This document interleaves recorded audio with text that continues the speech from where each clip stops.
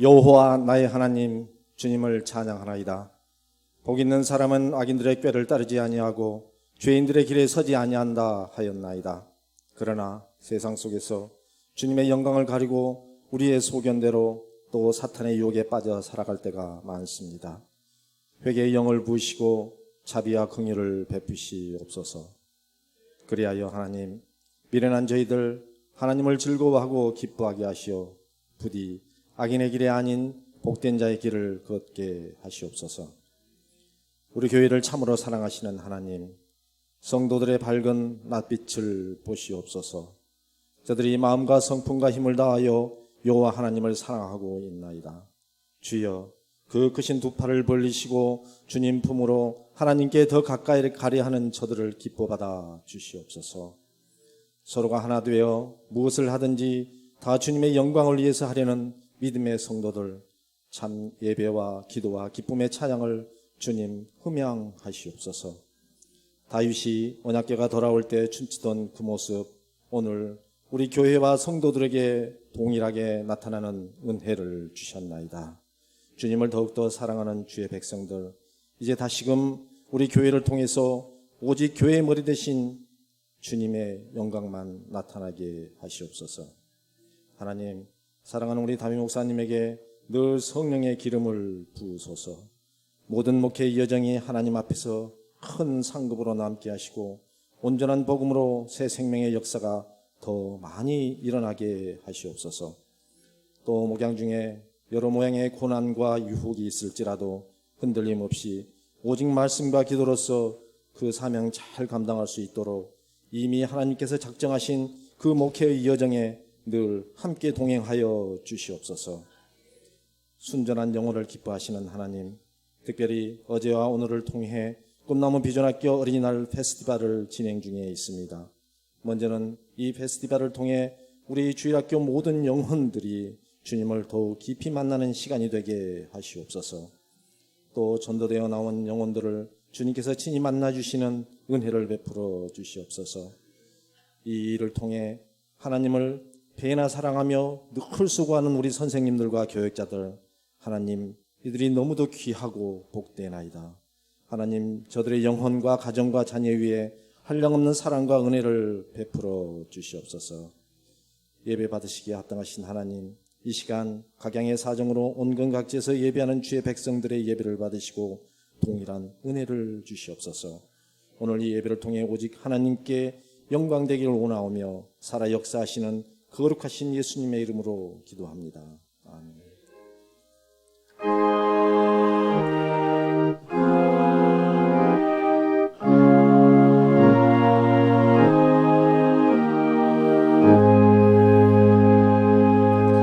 하나님 말씀 보겠습니다. 누가복음 23장 27절에서 31절까지 말씀입니다.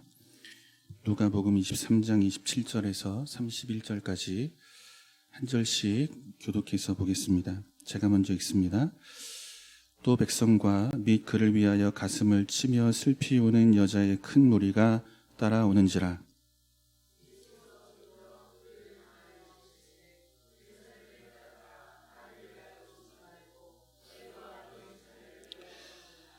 보라 날이 이르면 사람이 말하기를 잉태하지 못하는 이와 해산하지 못한 배와 먹이지 못한 젖이 복이 있다 하리라.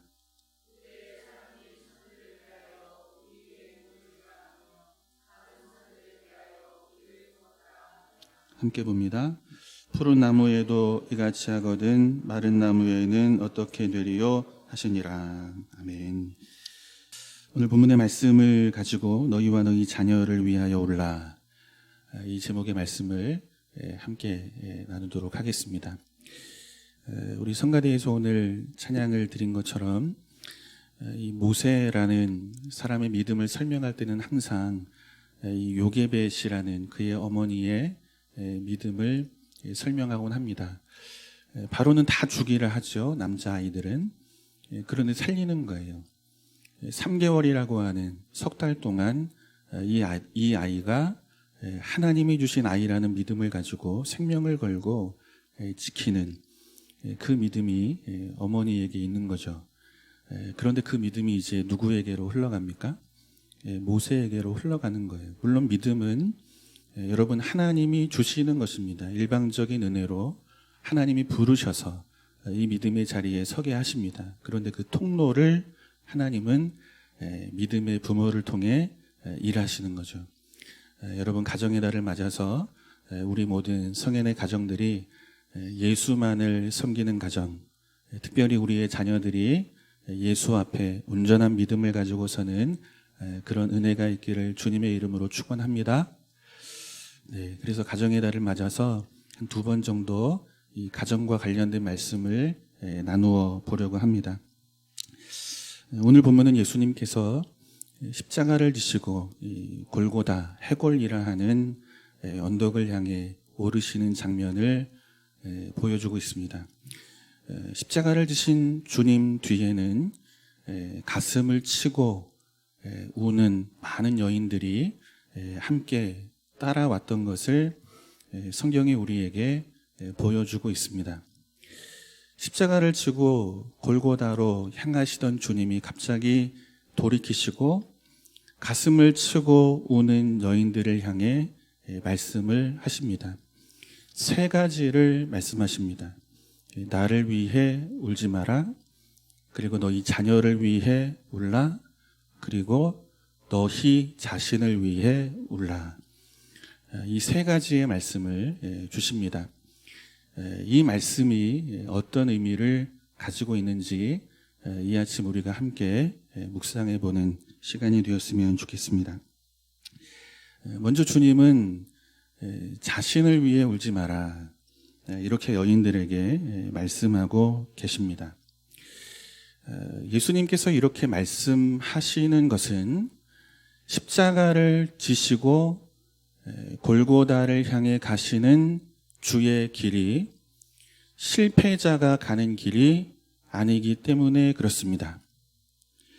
우리가 읽지 않았지만 35절의 말씀을 보면 십자가를 짊어지시는 예수님을 보고 관리들이 비웃고 조롱합니다.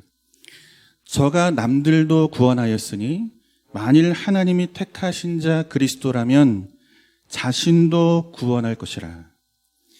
십자가를 지고 계시는 주님을 비웃고 있는 거예요. 내려오라는 거죠. 그러나 내려올 수 없다는 거예요. 예수는 십자가에 달리는 것으로 이제 끝났다는 거죠. 예수는 실패자라는 것입니다. 이것이 관리들이 십자가에 달려 계시는 예수님을 보고 비웃는 이유입니다. 36절을 보면 군인들이 예수님을 희롱합니다. 내가 만일 유대인의 왕이라면 너를 구원하라. 똑같죠? 십자가에서 내려오라는 거예요. 그러나 이들에게는 예수가 십자가에서 내려올 것이라는 기대는 없는 거죠. 아, 이제 끝났다. 더 이상 예수에게 가질 기대는 없다. 죽는 것으로 그는 실패자로 끝이 나는 것이다. 예수를 비우는 거예요. 심지어 39절의 말씀을 보면 예수님과 함께 십자가에 달린 행악자 중에 한 사람도 예수님을 비방합니다. 내가 그리스도가 아니냐? 너와 함께 우리를 구원하라.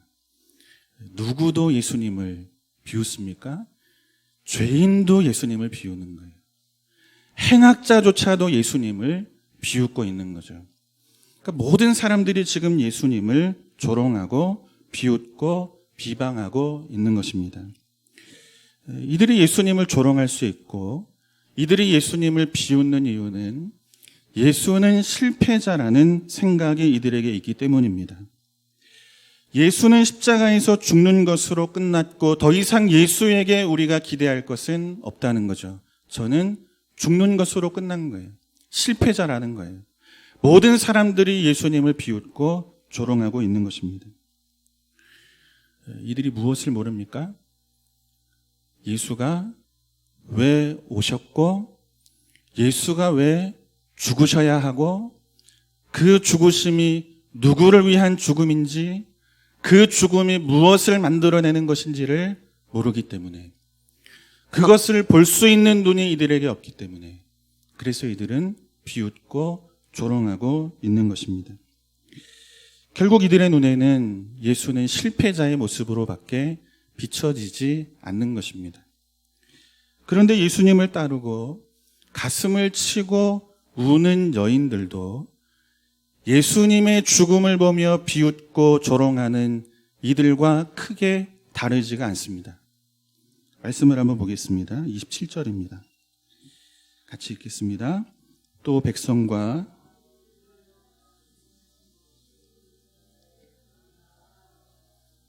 아멘. 여러분 무엇으로 끝납니까? 우는 것으로 끝납니다. 그죠? 가슴을 치고 슬피 우는 것으로 끝나는 거예요.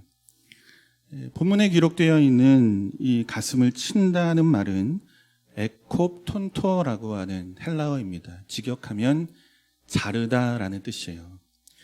그러니까 예수님께서 십자가를 지고 골고다를 향해 가시는 그 모습을 보며 이들은 무엇을 느낍니까? 가슴이 도련해지는 것처럼, 예리한 칼로 자신의 가슴이 다 찢기는 것처럼 괴롭고 고통스러운 거예요. 물론 믿고 따랐던 스승이 십자가를 지는데, 처절하게 끌려가는데 그 모습을 보고 괴롭지 않을 제자들이 어디 있어요? 예수님을 믿고 따랐던 여인들의 마음이 그렇게 괴로운 거예요. 가슴을 칼로 도려내는 것처럼. 어찌 예수가 이렇게 처절하게 끌려가는가? 그렇게 자신이 믿고 또 섬겼던 예수의 이 마지막 모습을 보며 이들은 울고 가슴을 치는 것입니다. 그런데 그것으로 끝이 납니다. 그죠? 무엇을 모릅니까?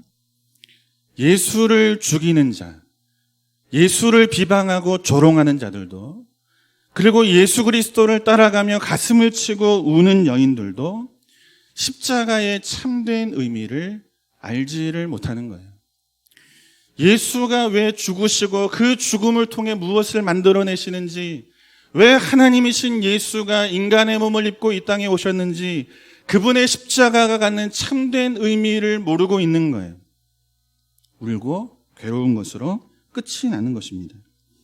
결국 이제 모든 것이 끝났고 예수는 실패자라는 것입니다. 그러나 성경은 십자가를 향하는 주님을 실패자로 그렇게 우리에게 설명하지를 않습니다. 십자가를 지는 그 마지막 순간까지도, 예수님께서 뱉으셨던 그 마지막 호흡까지도 당신이 이 땅에 오셔서 이루시고자 하는 사명 속에 있다는 것을 성경은 우리에게 보여줍니다. 이것으로 예수가 실패자가 아니라는 것을 성경은 우리에게 가르칩니다. 본문 34절을 한번 보겠습니다. 같이 읽습니다. 이에 예수께서 이르시되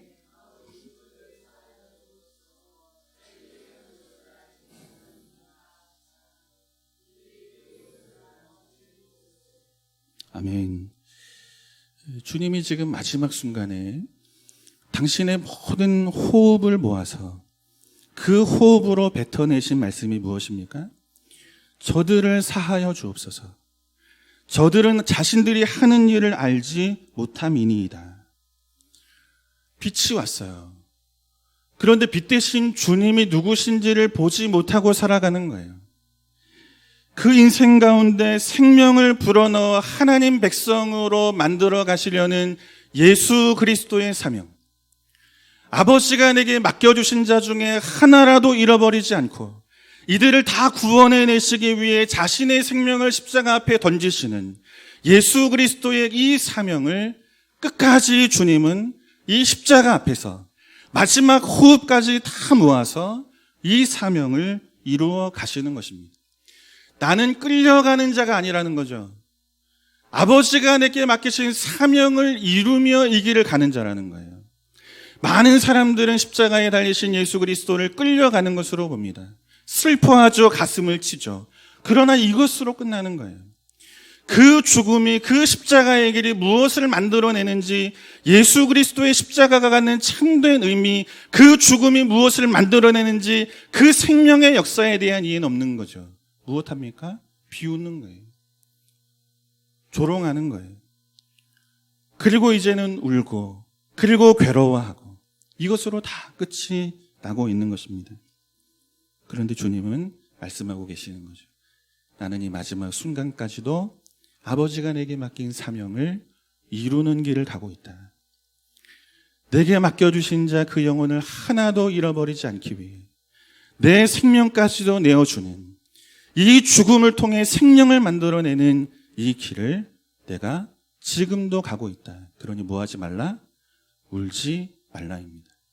나는 끌려가는 자가 아니라 구원을 위해 십자가에 내 생명을 내어주는 자로, 너희를 구원하는 자로 마지막까지 이 사명을 감당하고 있다고 말씀하고 계시는 것입니다. 그래서 말씀하시는 거예요. 울지 마라, 울지 마라. 슬퍼하지 마라. 나는 아버지의 사명을 지키며 이 길을 가고 있다. 이 말씀을 이렇게 해주시는 거예요. 울지 마라. 그리고 돌이켜 가슴을 치고 슬피 우는 여인들을 향해서 말씀하십니다. 너희와 너희 자녀를 위해 우는 자가 되라. 우리 말씀을 한 거 볼게요. 누가복음 19장 41절에서 42절입니다. 누가복음 19장 41절 42절 같이 봅니다. 가까이 오사 성을 보시고 우시며 이르시되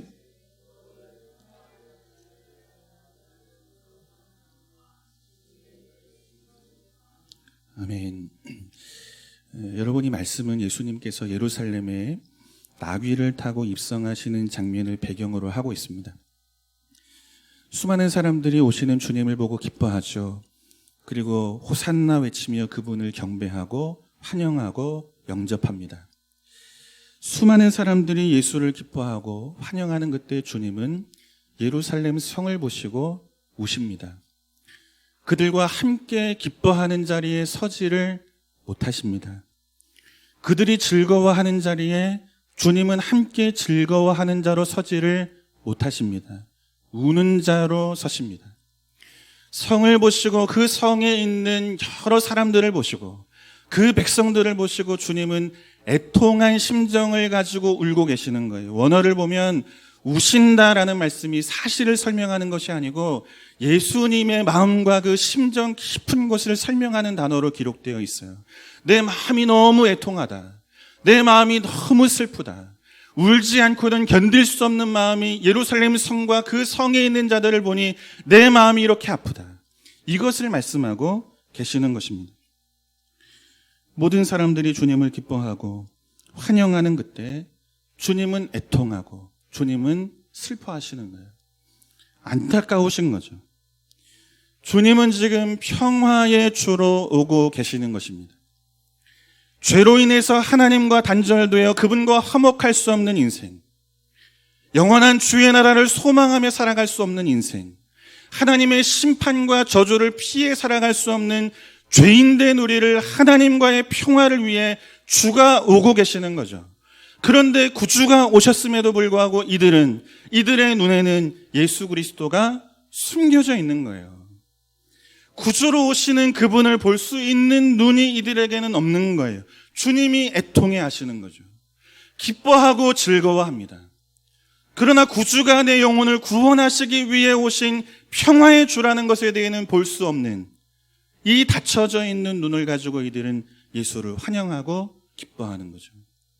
슬퍼하시는 거예요. 애통해 하시는 거예요. 예루살렘 성과 그 성에 있는 자들을 불쌍히 여기시고 슬피 울고 계시는 것입니다. 여러분, 우리가 가는 이 믿음의 길이 여러분 어떤 길인지를 가만히 보셔야 되는 거예요. 우리는 교회 안에 와서 기뻐하고 즐거워하고 또 그분을 예배한다고 합니다. 그러나 정작 우리가 바라고 기대하는 것들이 여러분 어디에 묶여 있습니까? 내 죄를 위해 오시는 예수 그리스도, 하나님과 단절된 관계를 회복하여 평화의 주로 오시는 그분이 내 영혼을 구원하신다. 여기에 우리의 마음이 있지 않고 다 어디에 있습니까? 환영하고 기뻐했던 무리들이 이제 이 땅에 다윗의 나라가 다시 세워지는 거예요. 로마는 끝이 나고 이제 이 땅에 다윗의 후손이 왔으니 그를 통해 이 땅이 세워지고 나라가 세워지고 이제 이스라엘이 번영하리라. 우린 다 여기에 묶여 살잖아요. 우리의 기쁨의 근원이 다 여기에 있잖아요. 예수를 믿어 내 가정이 세워지고, 예수를 믿어 내 인생의 자리들이 높아지고, 예수를 믿는 것으로 내 자녀들의 삶의 길이 열려지는 것, 여러분, 여기에 우리는 열광하며 살잖아요. 그분이 생명의 주라는 것. 죄인된 우리의 인생, 희망 없는 우리의 인생을 하나님과 생명의 끈으로 묶기 위해, 예수가 죽기 위해 오신 분으로 우리는 그분을 영접하지 못하고 살아갈 때가 너무너무 많은 거죠. 사랑하는 성도 여러분, 예수 그리스도를 생명의 구주로 보는 우리의 눈이 더 크게 열려지는 은혜가 있기를 주님의 이름으로 축원합니다. 이 눈이 잠겨 있으면 주가 오셔도 나는 기뻐하지만 그분은 내 기쁨에 동참할 수가 없는 거예요. 다른 기쁨을 위해 오시기 때문이죠. 주가 오신 그 이유를 분명히 알고 죄인된 나를 살려내시는 구주 되시는 예수 그리스도를 온전하게 보는 이 믿음의 눈이 이 아침 우리에게 더 크게 열려지기를 주님의 이름으로 축원합니다. 결국 참된 평화를 주시려고 주님은 오시는데 이들의 눈에는 예수가 숨겨진 거죠. 예수를 보지 못하는 거예요. 결국 피할 수 없는 하나님의 심판의 날을 주님은 이들 앞에 예언하십니다. 말씀을 볼게요. 이어지는 말씀인데 누가복음 19장 43절 44절입니다. 같이 보겠습니다. 날이 이를지라 내 원수들이 토눈을 쌓고 너를 둘러 사면으로 가두고 또 너와 및 그 가운데 있는 내 자식들을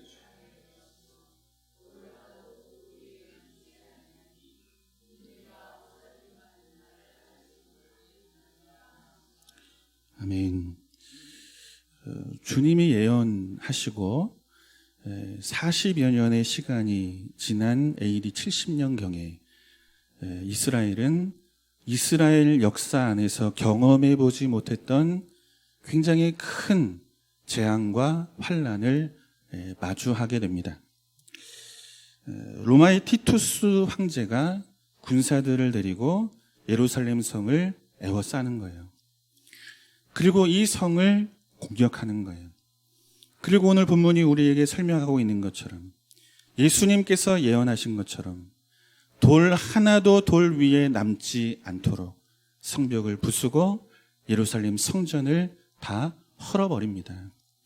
전승에 의하면 이 티투스 황제가 자신들의 군사들에게 그렇게 이야기를 했대요. 예루살렘 성전에 세워진 이 돌과 돌 사이에는 금이 있다. 그러니까 이 성을 또 이 성전을 무너뜨린 이 로마의 군사들이 그 돌 하나 사이에 있는 금을 찾으려고 이 모든 돌을 다 헤쳐놓는 거예요. 결국 주께서 말씀하신 대로 돌 위에 돌 하나도 남지 않도록 성전과 성벽이 다 무너지게 됩니다. 뿐만 아니라 말씀하신 대로 처절한 죽음을 이들은 맞이하게 돼요. 특히 자녀들이 돌에 맺혀서 죽는 이 광경을 당시 부모들이 보게 되는 것입니다. 주님은 40년 뒤에 있게 될 이 예루살렘에 있게 될 큰 심판의 날을 미리 내다보시고 말씀하고 계시는 거예요. 내 자녀를 위해 우는 자가 되라. 여러분, 주께서 당신을 죽이는 자들을 위해 마지막 호흡까지 다 몰아놓으십니다. 그리고 저들을 사하여 주소서, 자기들이 하는 것을 알지 못함이니이다 기도하셨던 것처럼 이 심판의 날, 하나님의 재앙을 피할 수 없는 이 심판의 날, 너희의 자녀들이 그 심판 앞에 서지 않도록, 그 영혼이 하나님의 심판 앞에 서지 않도록 내 자녀의 영혼을 위해서 마지막 호흡을 쥐어짜듯 그 영혼의 구원을 위해 기도하는 부모가 되라. 주님 이것을 말씀하고 계시는 거예요. 내 자녀를 위해 우는 자가 되라. 이 마지막 심판의 날을 내다보시는 거죠. 당신이 십자가에서 죽으시면서까지 당신을 죽이는 자들을 살려내시기 위해, 구원하시기 위해 그 호흡을 사용하시잖아요. 저들을 사하여 주옵소서. 이 영혼에 대한 간절한 마음을 가지고 내 자녀의 영혼을 위해 우는 자가 되라는 거예요. 이제 곧 40년이 지나면 큰 재앙과 심판이 임할 것인데 그때 이 심판 앞에 내 자녀가 서지 않도록 우는 자가 되라. 울며 기도하는 자가 되라. 주님은 이렇게 말씀하고 계시는 것입니다. 사랑하는 성도 여러분, 우리는 종종 이 무정한 부모에 대한 이야기를 들을 때가 있습니다. 아기가 막 이렇게 울고 또 먹을 걸 달라니까 먹을 걸 주지 않고 굶겨서 아이가 죽었다는 이런 이야기를 우리가 들을 때가 있습니다. 그죠? 아이가 얼마나 심하게 울었는지 모르겠지만 그 우는 소리가 듣기 싫다고 어디에 집어넣어요? 장롱에 집어넣고 부부가 나가서 놀다가 돌아와 보니까 애가 죽잖아요. 그죠? 우린 종종 무정한 부모들의 모습을 볼 때가 있습니다. 그러나 대부분의 부모들은 자식을 위해 희생합니다. 내가 갖지 못하고 먹지 못해도 여러분, 내 자녀들을 위해서 최선을 다하는 것이 부모가 가지고 있는 마음인 것입니다. 다시 말해 자녀를 학대하는 부모는 없는 거죠. 그런데 여러분, 가만히 한번 생각을 해보셔야 됩니다. 우리는 자녀의 육신을 학대하는 자로 살지는 않습니다. 그러나 자녀의 영혼을 학대하는 부모로 살고 있지는 않은지 여러분 돌아보셔야 되는 거예요. 우리의 기쁨과 만족은 어디 있습니까? 이 아이가 열심히 무엇인가를 이루어서 어떤 자리에 올라가니 됐다, 만족하죠. 그죠? 우리의 자녀의 이름이 높아지니 됐다, 기쁘다, 감사하다. 우린 여기에 모든 인생의 만족을 두고 살아요. 그런데 그런 자녀들이 예수 앞에 서지를 못해요. 그런 자녀들의 입술에 예수가 내 구주라고 하는 고백이 없어요. 나는 열심히 와서 하나님을 예배하고 찬양하고 그분 앞에 서는데 내 자녀가 교회 앞에 보이지가 않아요. 그래도 우리는 괜찮죠. 여러분, 우리의 육신은 양식을 먹어야 삽니다. 그런데 우리의 육신의 양식을 먹어야 우리 몸이 사는 것처럼 우리 영혼은 예수를 봐야 사는 거예요. 그분의 말씀을 먹어야 사는 거예요. 그래야 우리의 인생은 하나님 앞에 생기 있는 인생으로 살아가는 거예요. 그런데 우리의 자녀들의 영혼 앞에 말씀이 없습니다. 말씀이 없는 거로 우리의 자녀들의 영혼이 핍절하게 살아갑니다. 그런데 우리 안에 두려움이 있습니까? 우리의 자녀들의 영혼이 하나님 앞에 서 있지 않은 것으로 인한 괴로움, 그 눈물이 있는 기도가 우리에게 있습니까? 예수님을 보고 환영하고 기뻐하고 영접합니다. 생명의 주를 볼 수 있는 눈이 없어 이들이 예수를 대적하고 십자가에 못 박는 거예요. 예수를 환영하고 기뻐하고 경배합니다. 그러나 예수가 생명의 주라는 것을 볼 수 있는 눈이 없는 거예요. 가는 길은 정해져 있는 거죠. 예수를 대적하고 그를 십자가에 매다는 거예요. 예수는 실패자라는 거죠. 우리의 자녀들이 이 길을 가고 있는지도 모르는 거예요. 교회 나와서 기뻐하고 교제하니까 행복하고 그 안에서 하나님을 예배도 하잖아요. 그런데 예수가 내 구주라는, 내가 그분의 은혜가 아니면 일어설 수 없는 죄인이라는 이 사실을 모르고 교회만 오갈 수 있는 거죠. 가는 길은 정해져 있는 거예요. 예수를 대적하고 그분을 십자가에 매다는 길을 가는 자들과 다르지 않은 길을 내 자녀가 갈 수도 있는 거예요. 그런데 그런 자녀를 보고 부모가 울지를 않습니다. 그런 자녀를 보고 안타까워하는 마음이 없습니다. 저는 이런 걸 좋아하진 않지만 하나님 앞에 어떤 날을 정해놓고 100일이든 1000일이든 그렇게 내 자녀의 구원을 위해 기도하는 부모가 없습니다. 새벽을 깨우고. 사랑하는 성도 여러분, 살려내라는 게 아니죠. 구원해내라는 게 아니죠. 믿음의 부모면 기도는 해야 하는 거예요. 눈물은 흘려야 하는 거예요. 내 자녀의 그 영혼을 긍휼히 여기시고 이들을 구원해달라고. 적어도 이것이 믿음의 부모라면 우리가 하나님 앞에서 우리 자녀를 세워가는 이 몸부림이 있어야 하는 것입니다. 우리가 잘 아는 어거스틴의 어머니 모니카는 오랜 세월 자녀를 위해 기도합니다. 자녀가 안 와요. 어거스틴이 안 와요. 근데 어머니 모니카는 포기하지 않아요. 아들이 돌아올 때까지 끝까지 기도하는 거예요. 여러분, 누가복음 15장의 말씀을 보면 아들이 아버지 유산을 가지고 타국으로 떠납니다. 아버지의 기다림은 그때부터 있는 거예요. 생명 없는 길에서 방황하는 아들, 그 아들이 가는 인생의 길이 어떤 길인지 아버지는 알잖아요. 그 생명 없는 길에 방황하는 자식을 긍휼히 여기며 이 아들이 언제나 돌아올까? 해가 질 때까지, 또 다음 날도 해가 질 때까지 이 아들을 기다리는 간절함, 그 간곡함이 그 아버지에게 있는 거예요. 여러분의 마음이 우리 아버지의 마음이요, 또 이 마음이 오늘 저와 여러분이 품어야 하는 우리 자녀들에 대한 마음이 되어야 할 줄로 믿습니다. 그래서 주님이 우시는 거죠. 예루살렘 성을 보고, 그 성에 있는 자들을 보고, 저들이 기뻐하지만 함께 기뻐할 수가 없는 거예요. 생명의 주로 예수를 못 보니까. 예수와 함께 춤을 추고 즐거워하고 많은 것을 나누고 먹었는지는 모르겠어요. 그러나 예수님은 그들과 함께 할 수가 없는 거예요. 애통한 심정으로 오시는 거예요.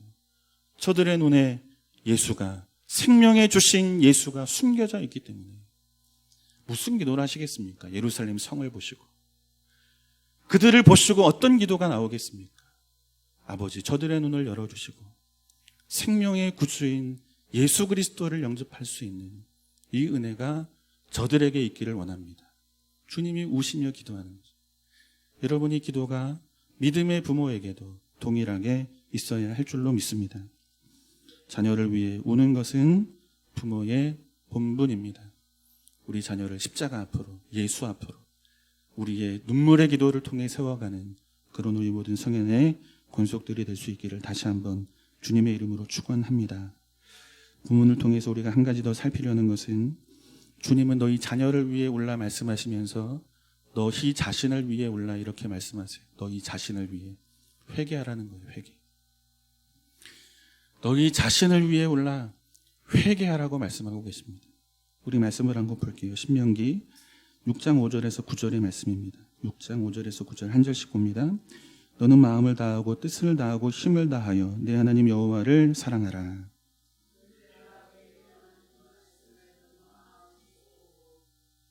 내 자녀에게 부지런히 가르치며 집에 앉았을 때에든지 길을 갈 때에든지 누워있을 때에든지 일어날 때에든지 이 말씀을 강론할 것이며,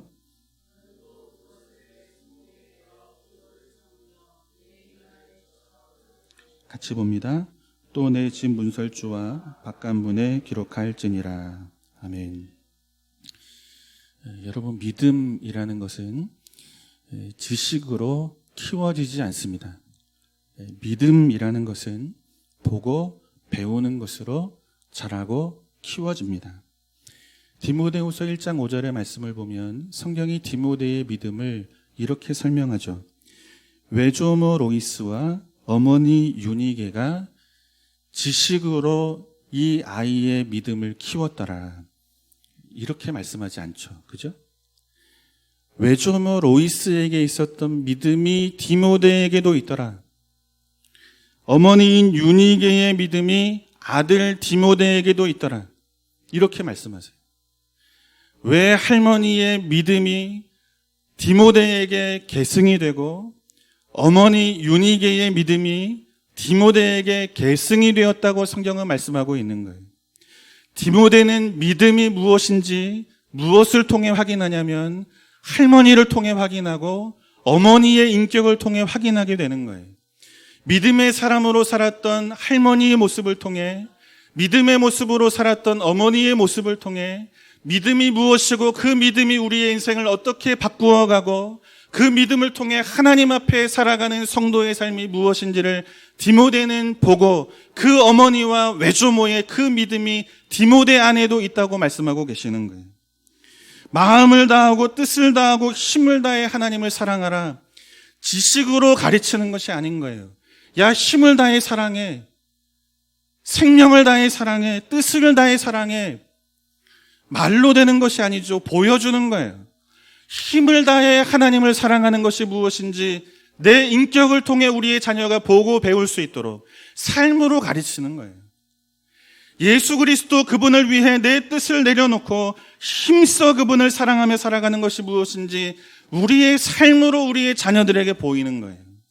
자녀들 앞에 말씀의 띠를 손목에 묶어주기 전에 이 말씀띠를 부모된 우리의 손목에 묶으며 살아가는 거예요.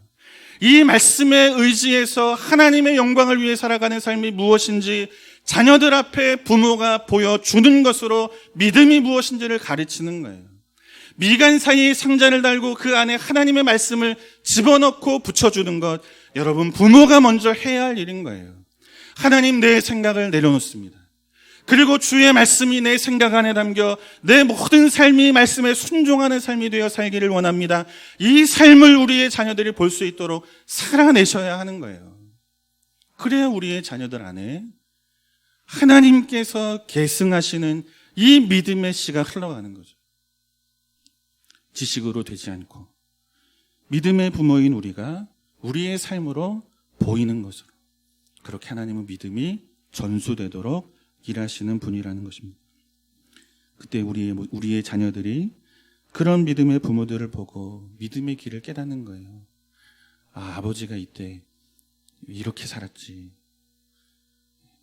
우리 어머니가 이때 이렇게 무릎 꿇고 기도하고 성전 찾고 그렇게 믿음으로 버티며 그렇게 살았지. 그리고 그런 모습 속에 하나님이 우리의 가정 이렇게 이끌어 오셨지. 여러분, 이게 지식으로 되겠습니까? 살아야 우리의 자녀들이 보는 거예요. 살아야. 그렇게 살아야 우리의 자녀들이 예수를 보고 그분을 믿는 믿음의 길이 무엇인지를 보는 거예요. 근데 우린 자꾸만 지식으로만 세우려 하잖아요. 여러분, 이 길을 가면 우린 다음 세대가 아니라 다른 세대를 마주하게 됩니다. 무서운 일을 볼 수도 있는 거예요. 우리 말씀을 한 곳 보고 정리하겠습니다. 사사기 2장 7절에서 10절입니다. 한 절씩 한번 보겠습니다. 백성이 여호수아가 사는 날 동안과 여호수아 뒤에 생존한 장로들 곧 여호와께서 이스라엘을 위하여 행하신 모든 큰 일을 본 자들이 사는 날 동안에 여호와를 섬겼더라.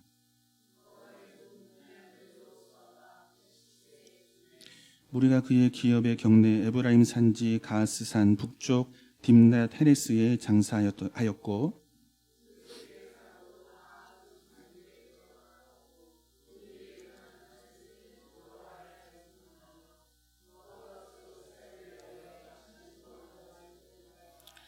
아멘. 여러분, 출애굽 세대가 다 죽습니다. 여호수아도 죽고 장로들도 죽고 모든 백성들이 다 죽습니다. 다음 세대가 가나안 세대로 등장합니다. 그런데 성경은 다음 세대, 이 가나안 세대를 다른 세대로 설명하고 있습니다. 희한한 종족이 나타났다는 거예요.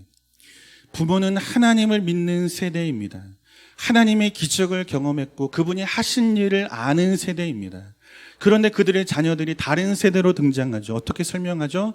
여호와를 알지 못하더라.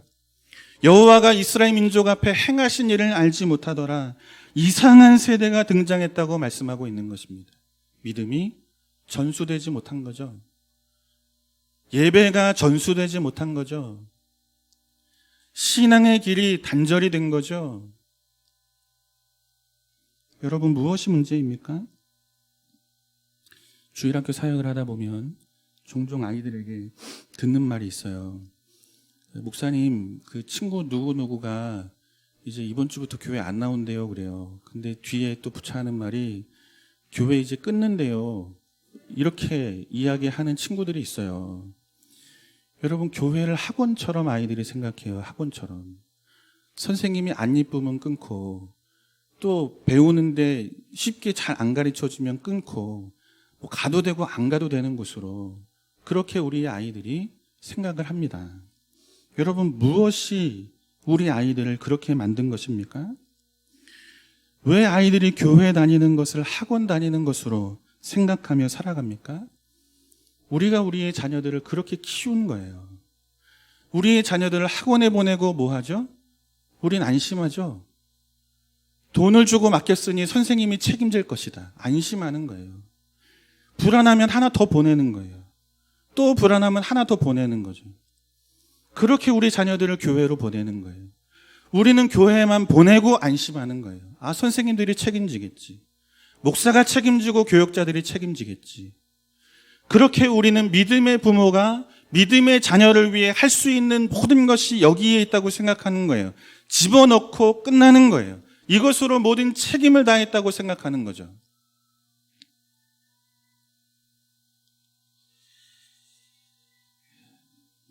사랑하는 성도 여러분, 믿음의 부모는 가정에서도 좋은 목사가 되셔야 돼요. 아멘입니까? 여러분, 믿음의 부모는 가정에서 내 아이의 신앙을 책임지는 좋은 말씀 교사가 되셔야 합니다. 그리고 삶으로 아이들을 가르치는 그런 부모가 되셔야 합니다.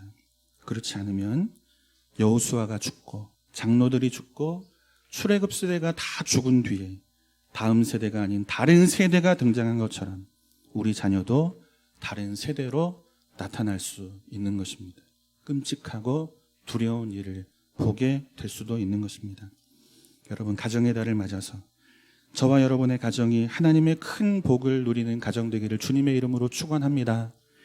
그런데 그 어떤 복보다 부모의 기도와 눈물을 통해 신앙이 잘 전수되고 계승되는 가정, 우리의 자녀가 다른 세대가 아니라 다음 세대로 그렇게 주의 역사를 이루어가는 자녀로 세워지는 이 놀라운 은혜와 복이 가정의 달을 맞아 우리 모든 성도들의 가정마다 은혜로 충만하게 채워지기를 다시 한번 주님의 이름으로 축원합니다. 예수 안에 하나 되는 가정, 모든 자가 하나 되어 하나님만을 예배하는 가정, 하나님 그런 가정 되기를 간절히 소망합니다. 오랜 세월 마치 묵은 기도처럼 하나님 그렇게 오랜 세월 간절히 주님을 향하여 기도하며 여기까지 왔습니다. 하나님, 이 기도가 응답될 때까지 포기하지 않게 하시고 하나님의 놀라우신 구원의 은혜를 기대하며 끝까지 눈물과 기도로 그렇게 가정의 구원을 위해, 특별히 우리의 자녀들의 구원을 위해 눈물로 기도하는 믿음의 부모들 될 수 있도록 도와주시기를 간절히 원합니다. 하나님, 이 기도를 긍휼히 여기사 우리 모든 성도들의 가정이 하나님만을 섬기는 복된 가정 될 수 있도록 하나님 은혜를 베풀어 주시옵소서. 오늘도 하나님 앞에 귀한 예물을 드립니다. 받아주시고 담겨있는 기도의 제목마다 세밀하게 응답해 주시고 주의 나라 위에 아름답게 사용하여 주옵소서. 이제는 우리 구주 예수 그리스도의 은혜와 우리 아버지 하나님의 말로 다할 수 없는 그 풍성하신 사랑하심과 성령님의 교통하심과 인도하심이 예수만 섬기는 가정, 예수 앞에 십자가 앞에 예수가 내 구주라는 고백을 가지고서는 내 자녀 되기를 원하는 사랑하는 모든 성도들 머리 위에, 가정 위에, 자녀 위에, 기업 위에 세우신 몸된 교회와 필리핀 선교지 위에 원로 목사님과 사모님 위에 우리 사랑하는 조국 대한민국 위에 이제로부터 영원토록 함께 있을지어다. 아멘.